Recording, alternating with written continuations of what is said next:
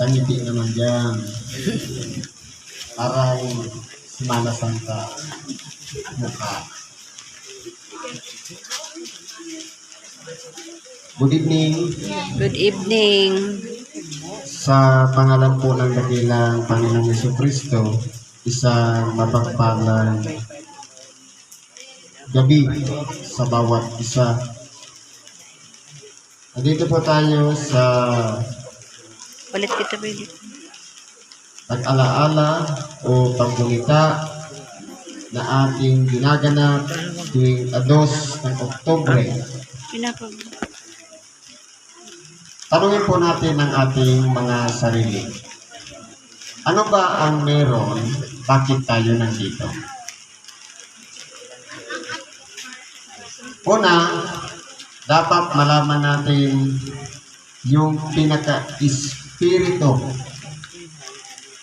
kung bakit may parang lakas na nagtutulak sa atin para pumarito. Siguro, sa mga baguhan, ito ay masasabi natin napagsabihan lang. Pero, kinakailangan nating malaman na kaya tayo narito hindi lang para magkita-kita na magkakapatid o magkumustahan, hindi lang para makipag-exchange gift, hindi lang para makapag-attendance, hindi lang para kumain, kundi nandito tayo dahil alam natin napakahalaga ng araw na ito. Kaya tayo dinala sa pamamagitan ng kapangyarihan at kalooban ng Diyos. Andito tayo sa kanyang harapan. Ngayon po, kung atin pong babasahin ang mga sitas, 3 po siyang paksa. Ang unang tungkol sa kasaysayan ng panghuhula. Na para bagang ordinaryo na lang sa atin na kapag October, ang iba'y December, pero alin ba talaga ang tama? October o December? Narinig ko kanina sa oras o panahon ng Disyembre, palusaw na ang yelo. Ibig sabihin, kapag buwan ng Oktubre, sa katapusan, snow. Binubuo pa lang ang yelo. Kaya, kung titingnan po natin, walang mga pastor ang pwedeng lumabas sa parang ng gabi kung malamig. Kaya balikan natin yan mamaya. Ang una po, tungkol sa pagpapakilala ni Arkanghel Gabriel sa kinikilala nating Birhen Maria na siyang magiging ina ng anak ng Diyos. Kumbaga, in advance, ipinahiwatig sa kanya yung mangyayari.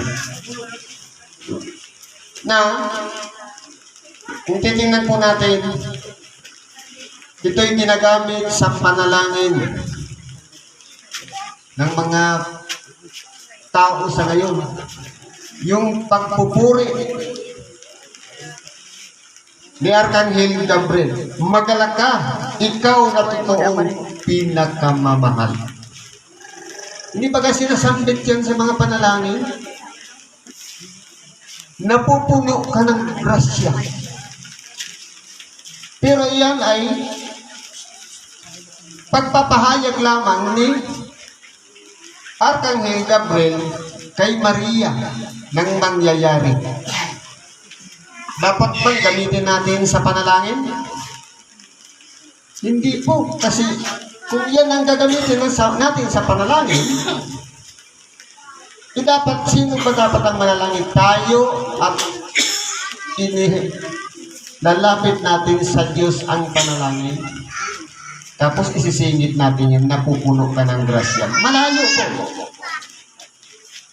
Kaya ngayon, bibigyan natin ng linaw na kaya sinabihan ni Arkanghel Gabriel si Maria dahil nakasumpong siya ng biyaya sa Diyos. Na siya, isang berhen, manganganak ng isang lalaki, bagamat sinabi kanina, paanong mangyayari yan na wala pa akong nakikilalang lalaki? Kaya ngayon, kung tatanungin natin ang ating mga sarili, paano ngayon mabubuntis si Maria? Dahil nga, lalang ng Espiritu Santo, sabi nito, bababa sa iyo ang Espiritu Santo at nililiman ka ng kapangyarihan ng kataas-taasan. Isa malikot na pag-iisip, ang sanlibutan ang mauunawaan natin. Pero kung titingnan po natin, napakamakapangyarihan ng Diyos. Hindi katulad natin mga tao, para manganak, kinakailangan merong mangyayari sa lalaki at babae para magkaroon ng anak. Pero dito, lililiman ka ng kapangyarihan ng Espiritu Santo dahil ang ipapanganak kayo ni Birhen Maria ay tatawagin anak ng Diyos. Kaya po, kung titingnan po natin dito, sa aral na ito, marahil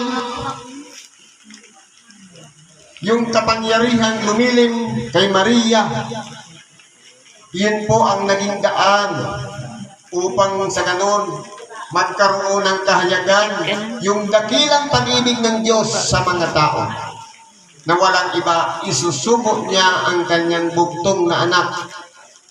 Sabi nga sa Hebreo, at pagpasok niya sa sanlibutan, isang katawan ang sa akin ay inihanda mo na walang iba.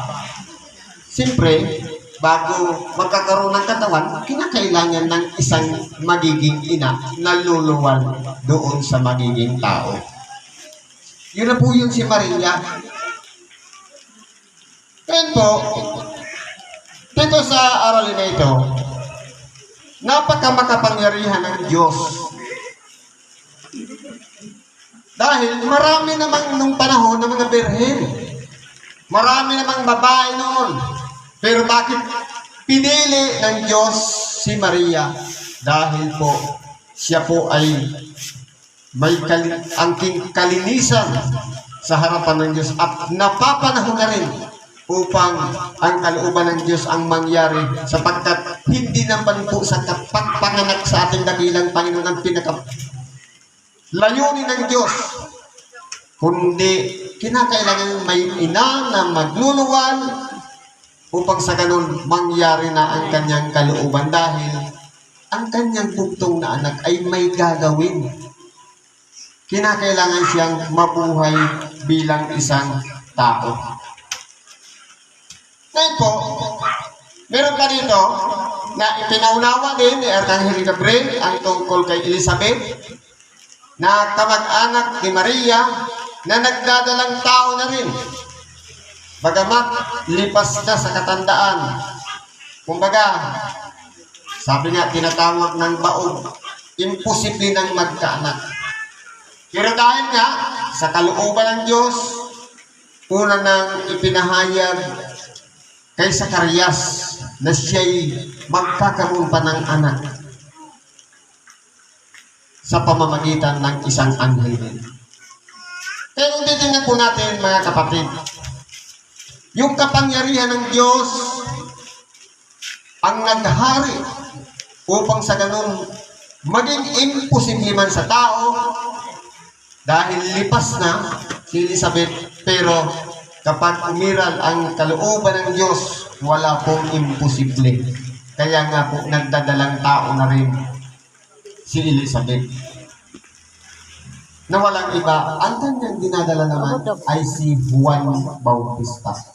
Na sinasabi, siya ang mangunguna sa mukha ng ating dakilang Panginoon upang linising itong kasalanan ng sanlibutan. Ang mga bako ay papatagin, ang mga liko-liko ay tutuwirin. Nang sa ganon, ang lahat ng tao bago man ang ating dakilang Panginoon isilang, kinakailangan ng makita ng muna na mauna ng ilang buwan si Juan Bautista na mangunguna sa mukha ng ating dakilang Panginoon. Kaya po, kung titingnan po natin mga kapatid, may layunin din yung pagbuntis ni Elizabeth para ang tao ay manumbalik sa Diyos. Ngayon po, ito pong si Maria, laking kagalakan niya nung pinuri siya ng anghel at yung mga hula na pinagkalog sa kanya na kanyang narinig mismo, laking kagalakan niya sa kanyang sarili. Dahil sa dinami-dami ng mga babae, siya ang bukod tanging pinili ng Diyos upang maging ina ng ating dakilang Panginoong Jesucristo. Kaya po kung titingnan po natin mga kapatid, mapalad tayo kung tayo po ay narito sa karamihan ng mga tao na parot parito na pinili upang dalhin dito sa lugar na ito para gunitain, para makinig ng Ebanghelyo, bigyan natin ng buhay sa ating mga sarili na hindi lang si Maria ang pinatutungkulan dito na pinili ng Diyos sa pamamagitan ng anghel, kundi tayong lahat na naririto ay kasama rin sa mga mapalad. Dahil kung titingnan po natin, dapat sana ang sarap ng matulog, pero bakit nandito tayo nagsasakripisyo? Para saan? Para po sa ating dakilang Panginoon. Kaya po, ang nakaupo dyan, pati yung nakikita mo sa kaliwat kanan mo, kasama po yan sa tinatawag na Maria na walang iba, naging mapalad upang magkita-kita tayo dito sa templong ito. Hindi lang para sa sinasabing Christmas, hindi lang sa sinasabing kapanganakan ng ating dakilang Panginoon, kundi yan po ay isang bahagi ng pagsuko, pagsunod sa kalooban ng Diyos. Kaya natin iniwan ang ating mga tahanan at nandito tayo dahil alam natin mas masarap na kapiling ang Diyos, lalong-lalo na kung saan niya nais gunitain yung mga bagay-bagay na mahalaga para sa Kanya. Kaya po tayo nandito. Kaya kung titingnan po natin yung sitas, hindi lang si Maria ang mapalad. Kasama po tayo. Bagamat bihira lang tayo magkita-kita, pero salamat sa Diyos dahil hindi po yan sa nagkaroon tayo ng pamasahe o nagkaroon tayo ng daan o oras, kundi kalooban lahat yan ng Diyos na dapat nating ipagpasalamat. Kaya tayo'y nagkaroon ng oras at pagkakataon na nandito tayo sa lugar na ito. Tuloy natin yung kasaysayan. Nagkaroon po ng tinatawag na pagpapatala. Census. Siyempre, yung sakop ng isang gobernador ng Syria, kasi yung Syria nasa taas banda siya ng Israel. Ngayon, dahil sa visa ng isang kautusan mula kay Augusto Cesar na kinakailangang pagpapatala. Ano po ba yan? Yan ay nangyari lang dahil sa kagustuhan ni Augusto Cesar? Nangyari lang ba yan? Dahil lang napapanahon na? O sadyang nagkataon lang kung kailan ang ating dakilang Panginoon dala-dala sa sinapupunan ni Birhen Maria sa kanaman magpapatala. Kumbaga, yan ay pamamara ng monitoring. Para malaman ang populasyon ng isang lugar, kinakailangan idaan sa pagpapatala o census. Bawat bahay, aalamin kung ilan ang lalaki doon, ilan ang babae, ilan ang bata, para namumonitor. Monitoring po kasi yung census. Pero yun po ay pamamara nila dahil nagbabasa rin sila ng mga hula ng mga propeta na napapanahon na ang ating dakilang Panginoon ay kinakailangang ipanganak. Kaya po, naging wise din sila. Dahil ang purpose sila, i-detect yung ipapanganak na Mesiyas, ang ating dakilang Panginoon. Kaya nakamonitor na po sa kanila. Dahil nga, sakop ng Roma, yung Syria, pati yung Huda, Israel, kaya siyempre obligado na sumunod si Quirino sa utos ng emperador na si Augustus Caesar. Ngayon, okay na. Nagpatala na ngayon ng bayan. Ngayon, dumating sa punto na umahon mula sa Galilea si Jose, mula sa bayan ng Nazareth, sa bayan ni David, na kung tawagin Bethlehem sapagkat siya sa angkan at lahi ni David upang patala siya, pati ni Maria na mag-aasawa sa kanya na sa kasalukuyang kagampan. Kumbaga, yung history, pinapaunawa sa atin na buntis ngayon si Maria nung magkaroon ng census. Kaya, hindi pa nila madidig kasi simple, nasa lupa ng sinapupunan, walang pang pangalan yun. Ang nakarecord lang, yung mag-asawa, si Jose at si Maria. Kaya po, ang nalaman lang ng emperador, ganun din ni Quirino, 2 tao lang.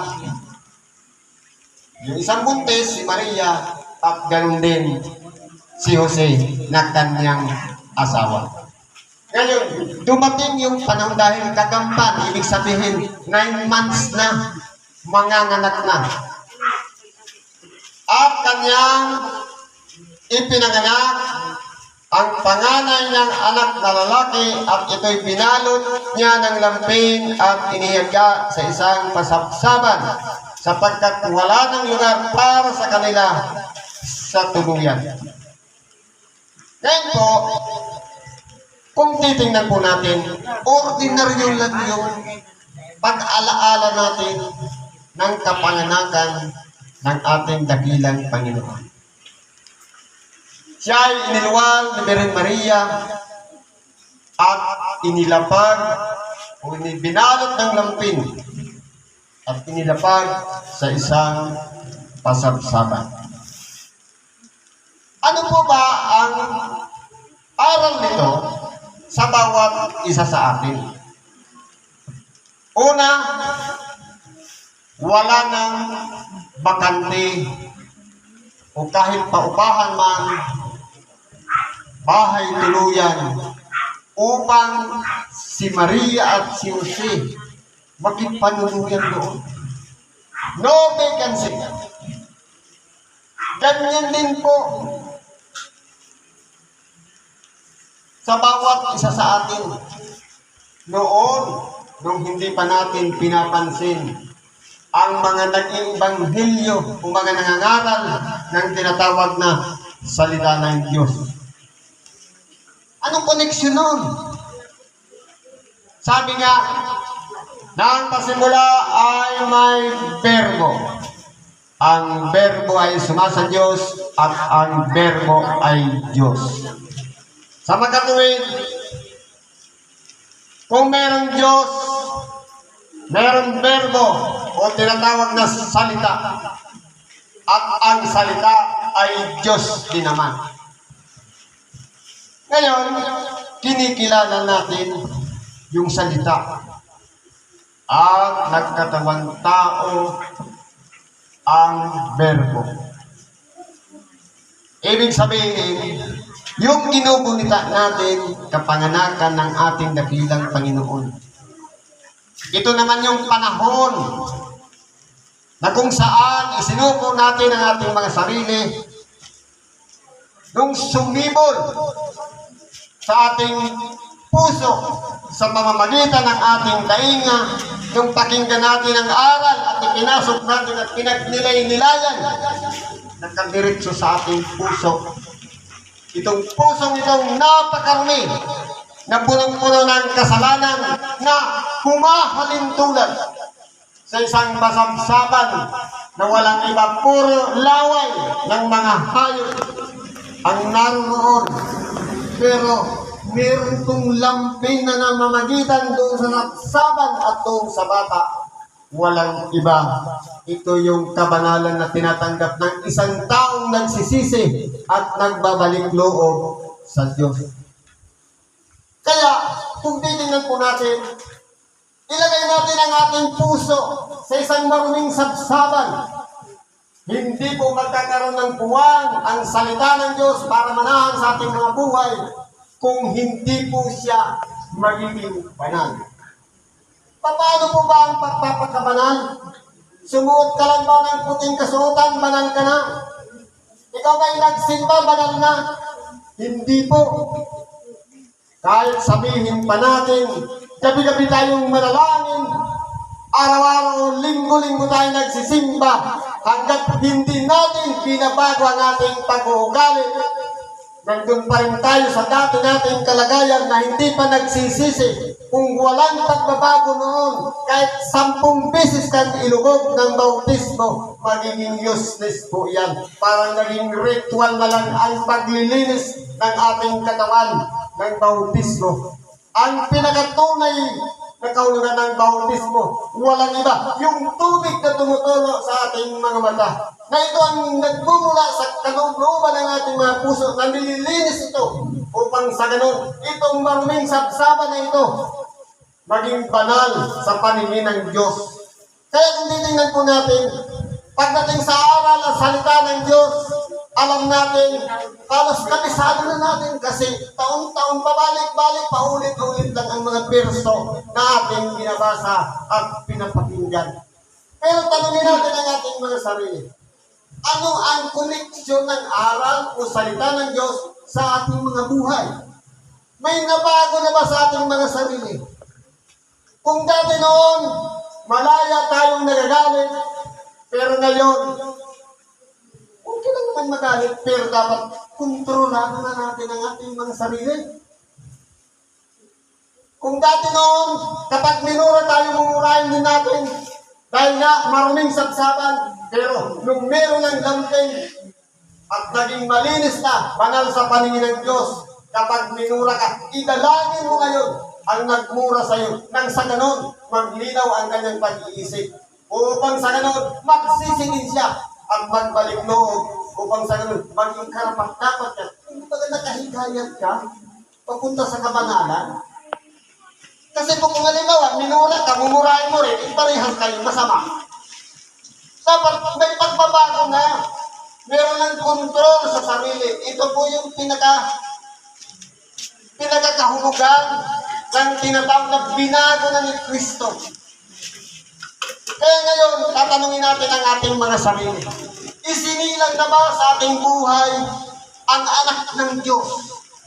O sarili pa rin nating kalooban ang nangyayari sa ating mga puso? Kasi po, kung isinilang na dyan si Kristo, dapat ang umiira lahat dyan, pag-ibig. Dahil ang Diyos na una, na umibig sa atin, kaya nga niya isinugo niya ang kanyang bugtong na anak. Na walang iba, hindi lang para sampalatayanan, hindi lang para makilala. Kahit itatakpan natin sa ating puso yung pangalan ng ating dakilang Panginoon, meron kong kasunod yun, at kanyang ibanghilyo. Na dapat yung ibanghilyo yun tumatanim sa ating mga puso. Dapat hindi ka na marunong maghinakit. Hindi ka na marunong maging masama ang loob. Dapat ang umiira dyan, pag-ibig sa kapwa. Yun po yung pinagkakahulugan. Kaya natin ipinagdiriwang ang tinatawag na selebrasyon ngayon dahil po sa pag-ibig.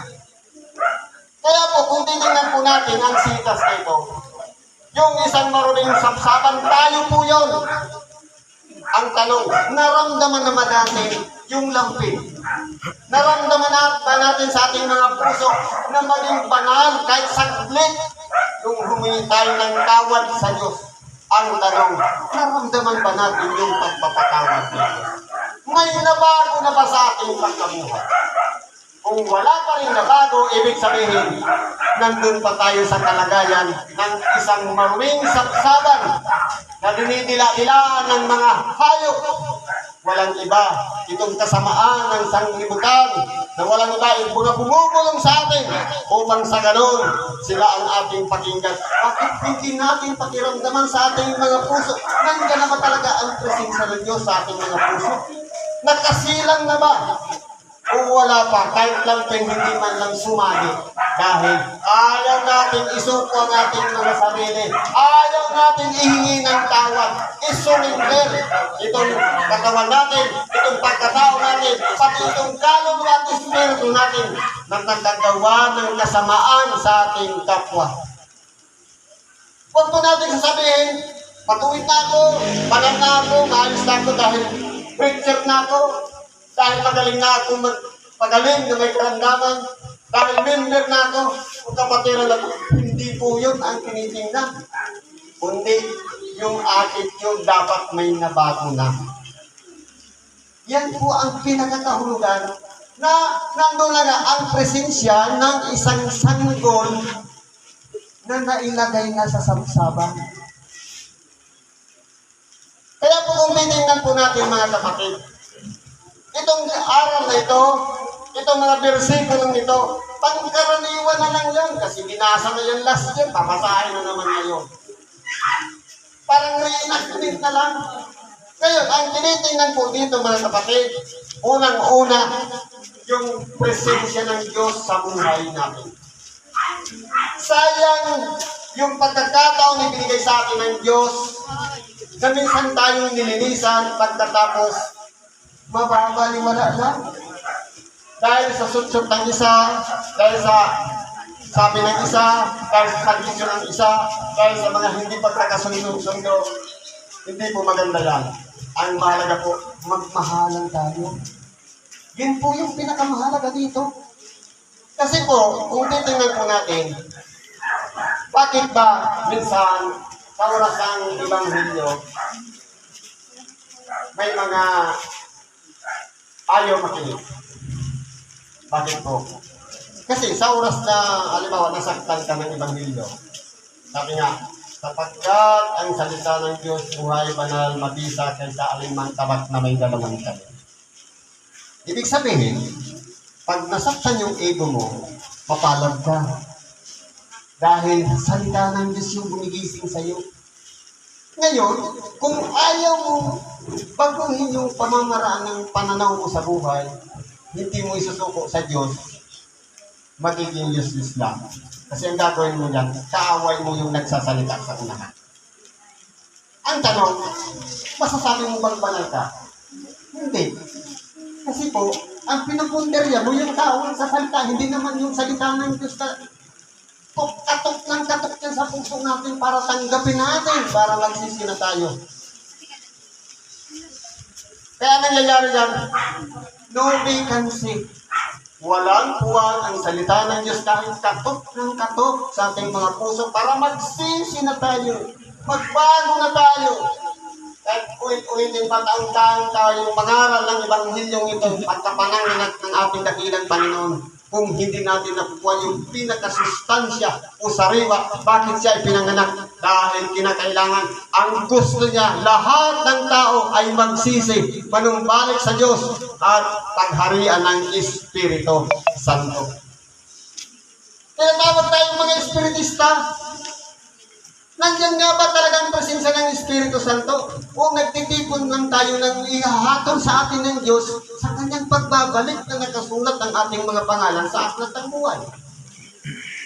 Kasi ang mangyayari yan, tayo rin naman ang umusgahan. Kahit 10 pang mag-ibanghelyo dito, pag halimbawa, pinangangaral talaga yung buong katotohanan ng ibanghelyo, yung pinaka-essence ng salita ng Diyos, ang mangyayari po yan, hindi po tatanggapin yung aral dahil po walang puwag sa ating mga puso. No vacancy. Kaya po, ang tunay na pinangunahan o pinagkaharian ng Diyos sa ating mga puso, unang-una, sabi ng ating dakilang Panginoon, nung yayain niya ang kanyang 12 alagad. Follow after me. Sumunod ka sa akin. Mapalad yung tao, kahit inaantok na, nandyan pa rin nakaupo dahil lang sa tinatawag na pagsunod.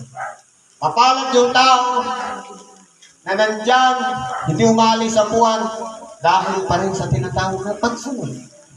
Ibig sabihin, ang pagsunod ay susi ng pagsurrender sa ating dakilang Panginoon dahil po wala silang mga pride. Walang nasasakasaan ng pride para sa kanila. Kaya nangyayari, kahit ano pang salita, ang ipahayag dito sa unahan, hanggang i-accept yung salita ng Diyos dahil wala pong tinatamaan sa kanyang kalooban na ego o pride o katigasan man ng puso na minsan tinatawag sa banal na kasulatan, daya ng kasalanan. Hindi ba sabi, ang kalaban natin, hindi naman si Pulano o Pulano, sarili mismo natin. Kasi, pinapangaralan tayo ng salita ng Diyos, no vacancy. Walang puwang kahit yung presensya ng lambing hindi natin nararamdaman. E paano pa mangunguna ang ating dakilang Panginoon, yung kanyang mga aral na itinuro sa bawat isa sa atin, upang siya magamit natin sa ating pang-araw-araw na pamumuhay. Kung walang connection. Kasi, unless na surrender natin ang ating sarili, may kalayaang pumasok si Kristo sa ating mga puso. Dahil po, ang ating puso, ilalagay natin sa isang kaharian. Ilalagay natin sa isang paghahari ng Diyos. Hindi mo piling pagsamahin dyan ang masama at mabuti. Kaya, pag isinuko mo, iyak mo. Palayain mo ngayon ang iyong sarili sa pagkakasala. Nang sa ganon, maramdaman mo ang presensya ng Diyos sa ating mga buhay kapag binago na tayo. Kaya tinitingnan po natin, hindi ito ordinaryong October 2 lang, October 3rd celebration. Hindi ito pagtutuwid ng December, October. Kundi kahit anong buwan mo pa yan, igugunita. December man o October, ang importante po dyan, tayong mga sabsaban.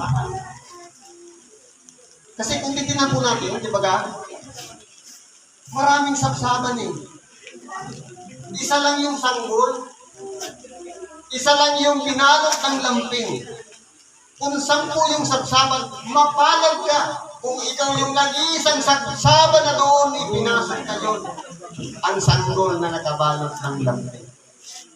Kaya ngayon, ito ang tamang panahon upang sa ganon, kilalanin natin ang ating sarili. Kasama pa tayo sa siyam na hindi pinili o doon sa isyam o sa isa na pupuntangi na nilagakan ng lamping na nababalot doon ang ating nabilang Panginoong Jesucristo. Kasi kung maraming halip yung nalaga doon eh. Kasi po noon, ang pagkagabi, ang mga baston doon, nilalabas kayo yung tupa sa parang para kumain. Siyempre, baka ngayon yung mga kurang.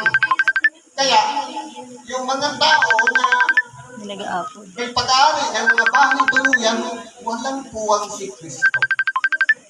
Pagka kahit saan mo'y pangaral nilang salita ng Diyos, no vacancy. Kahit mangaral ka man sa gitna ng kalsada, sa mga palengke, I-decline ko. tubig kasi ang Decline. salita ng Diyos para sa kanila. Ini-ignore po yan ng tao.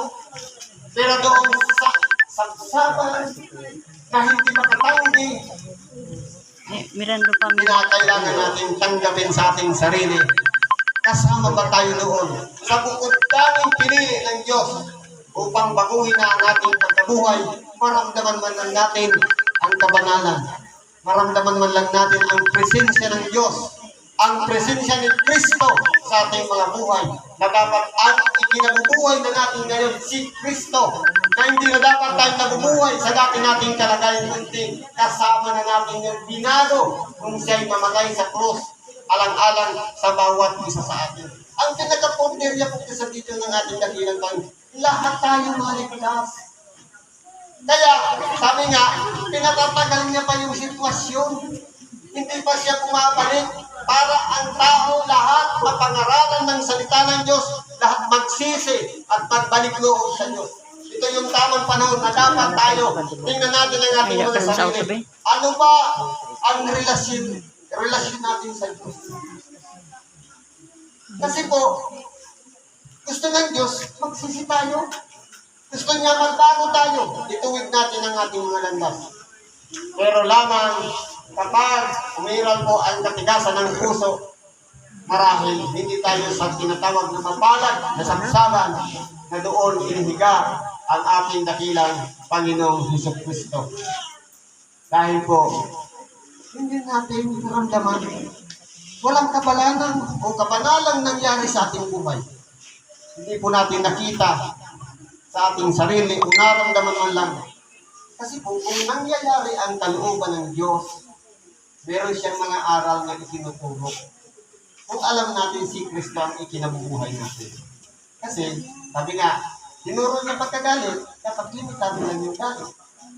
Yung pamaparaya, yung tungkol sa kautosan, yung ibigin ang kapwa, yung tungkol sa pananalangin, kapag yan nasusunod na natin, ibig sabihin niya, nasa pagsunod na tayo sa kalooban ng Diyos. Pero kung wala pa lahat yan, ibig sabihin, hindi pa natin sinusuko ang ating mga sarili sa ating dakilang Panginoong Diyos. Kaya, kapalag tayo, kung sa oras na ito, handa nating ibigay ang ating mga sarili na pinakakasangkapan na isang sabsaban na napakahalaga sa paningin ng Diyos, na napapanahon, isisila ngayon sa ating mga puso ang presensya ni Kristo. Dapat pagtalikod natin dito bago na tayong nilala. Sumusunod na tayo sa kalooban ng Diyos. Siguro po hanggang dito na lang pagkikibagi natin sa oras na ito. Salamat sa Diyos at isang mapagpalang gabi sa bawat isa at Merry Christmas.